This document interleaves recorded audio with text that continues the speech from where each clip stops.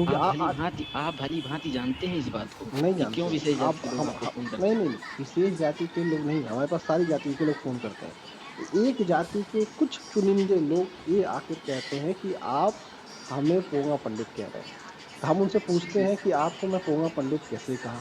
जबकि ब्राह्मण समाज के और भी भाई मेरे पास फ़ोन करते हैं और बधाई देते हैं। कहते हैं कि भैया आप अच्छा काम कर रहे हैं। अगर 20 लोगों का फ़ोन आता है, तो 3 और 4 मैक्सिमम 4 लोग, 5 भी नहीं होते हैं, 4 लोग फ़ोन में करते हैं, जो इस बात का तर्क करते हैं कि आप हमें पोंगा पंडित कह रहे हैं, पंडित ही ब्राह्मण होते हैं, ब्राह्मण ही पंडित होते हैं, ऐसे 4 लोग कहते हैं। मगर 16 लोग ये कहते हैं कि नहीं, पंडित अलग होते हैं, ब्राह्मण अलग होते हैं, पोंगा पंडित अलग होते हैं। मेरी बातों से वो सहमत होते हैं। नहीं, नहीं, ये शब्द का तो विश्लेषण मैं इसका शब्द का भी अर्थ आपको बता सकता हूँ मेरे आधार पर जो है, मेरे अनुभव से जो है। तो लेकिन मैं मैं बस बात ये आपसे पूछना चाहता हूँ, आप अगर 2 तो आप मिनट नहीं, आप आपने सुन अभी लीजिए थोड़ा-सा। सुन लीजिए, आपने जो सवाल किया उसी का मैं उत्तर दे रहा हूँ। आपने कहा ना कि आपको विशेष समुदाय के लोग ही फ़ोन क्यों करते हैं? मेरा हुँ, उत्तर यही है कि मुझे हर समाज के लोग फ़ोन करते हैं। अगड़ा, पिछड़ा, दलित फ़ोन करते हैं, अलग-अलग क्या कहते हैं धर्मों के लोग भी फ़ोन करते हैं और सब बधाई देते हैं। और जिस समाज से आप आते हैं, उस समाज के भी लोग फ़ोन करके हमको बधाई देते हैं। और नहीं, जहाँ तक कि आपने ये सोच के आपने ये फ़ोन किया कि जो वीडियो जा रही है, वो ब्राह्मण समाज के लोग ही उसमें क्यों दिख रहे हैं? उसमें भी आप देखेंगे तो और भी अन्य समाज के लोग हैं, लेकिन उनकी संख्या बहुत कम है। सबसे ज़्यादा संख्या ब्राह्मण समाज के लोग ही फ़ोन करते हैं, जो रोज़ 2-3 लोग होते हैं।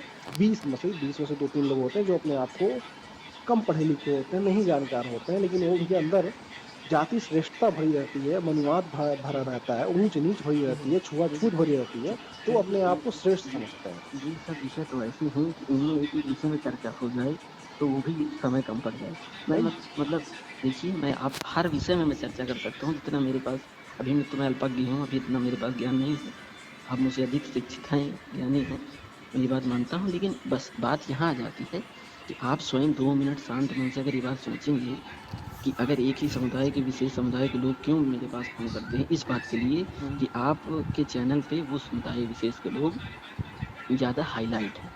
मतलब ज़्यादा व्यक्ति आपका चैनल खोलेगा, तो हाँ, सबसे पहले पोंगा पंडित आ जाता है। तो मैं मेरा ये इस कह प्रकार के शब्द तो जैसे ही तो व्यक्ति मैं देखता तो है, मैं मैं मेरा आपसे एक प्रश्न पूछना चाहता हूँ। सुन लीजिए, मेरा ये कहना है कि अगर मेरी बातों में कोई गलत मैंने बोला है कहीं, तो आप तो फ़ोन करके मुझसे कंप्लेन कीजिए और कानूनी सलाह भी लीजिए और कानूनी कार्रवाई भी कीजिए, अगर मैंने कुछ गलत बोला है। अगर गलत नहीं बोला है, तो आप गलत को सही करने के लिए फ़ोन ना कीजिए। अगर आप फ़ोन करेंगे, तो फिर वीडियो बनेगी और जो गलत है गलत दिखाया जाएगा, सही को सही दिखाया जाएगा। जो आप बात करते हैं, वो बात मैं जनता के बीच दिखा देता हूँ और जो मैं बोलता हूँ, वो भी जनता सुनती है, जो आप बोलते हो, वो भी जनता सुनती है। जनता उसके नीचे कमेंट भी करती है, जनता देखती भी है, तो जनता जो कमेंट करती है वो भी देख लीजिए, कानूनी सलाह भी ले लीजिए, अगर उसमें कुछ गलत बोल रहा हूँ तो आप बताइए, जब गलत नहीं बोल रहा तो उसको स्वीकार कीजिए। अच्छा अच्छा लेकिन उसके आप बाद भी अगर आप सच को स्वीकार नहीं कर सकते हैं, अगर सच को के खिलाफ अगर आप फिर से मेरे पास फ़ोन करेंगे तो फिर वीडियो बनेगी।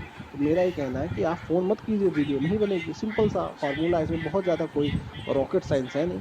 सच को सच नहीं, रहने दीजिए, झूठ को झूठ रहने बात वहाँ दीजिए। आती है ना जब आप मान्यताओं पर आघात करते हैं तो कि मान्यता कुछ कौन सी लोग जो मान्यता? जागरूक लोग हैं, जागृत हैं, भले ही वो इतने शिक्षित ना हों, अच्छा परंतु बताइए, वो जैसे आपसे मैं प्रेम जैसे भाव से ही बात शुरू करते हैं कि आप जैसे इस जै तरह की मेरी बात मान्यताओं पर बताइए, आघात ना करें। कौन सी मान्यता है? जैसे मान लीजिए अगर कोई व्यक्ति मानता है हुँ, कि ईश्वर पे मानता है, क्या अब मानता है? ईश्वर शास्त्रों पे मानता है, ईश्वर पे मानता है, शास्त्रों में लिखी हुई बातों को मानता तो है। मैं कहता हूँ मत मानो। नहीं, तो आप ईश्वर के अस्तित्व को नहीं मानते हैं? तो अरे मैं कहता हूँ कि मत मानो। नहीं, पर आप उसमें एक तर्क तो भाई उसमें ही आप आप देखिए, ये नहीं, संविधान हमारा सबको बराबरी का अधिकार देता है। आपको मानना है मानो, नहीं मानना है मत मानो, दिक्कत क्या है? हम तो कहते ज नहीं मत मानो।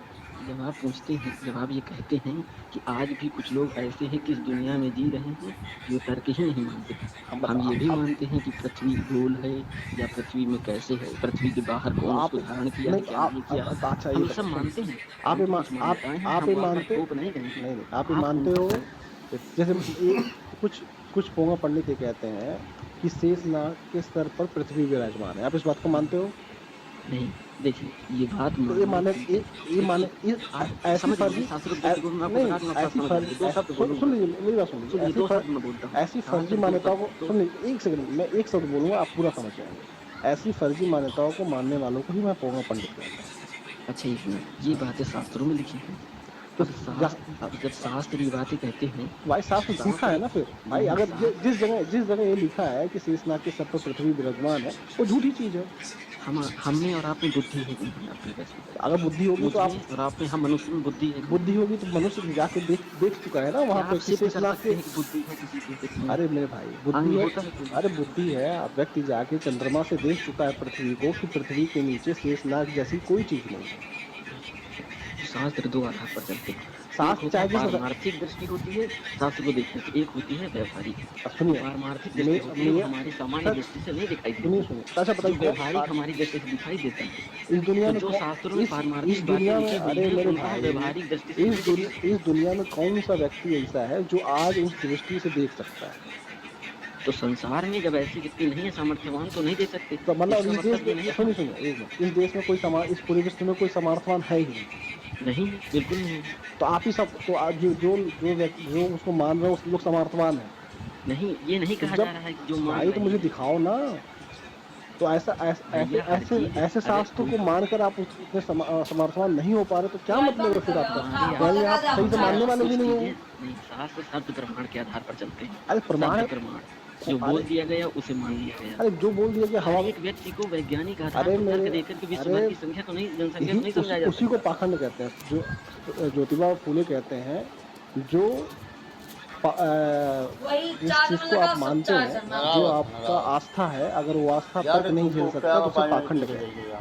अच्छा, आस्था अगर नुकसान करे, हानिकारक हो, तब तो हानिकारक, तर्क किया जाए। अगर हानिकार हानिकारक अच्छा आप नहीं है बताओ, तो उसे मानने में क्या तो दिक्कत आप बताओ, आप एसएससी के एग्जाम में जाओगे है?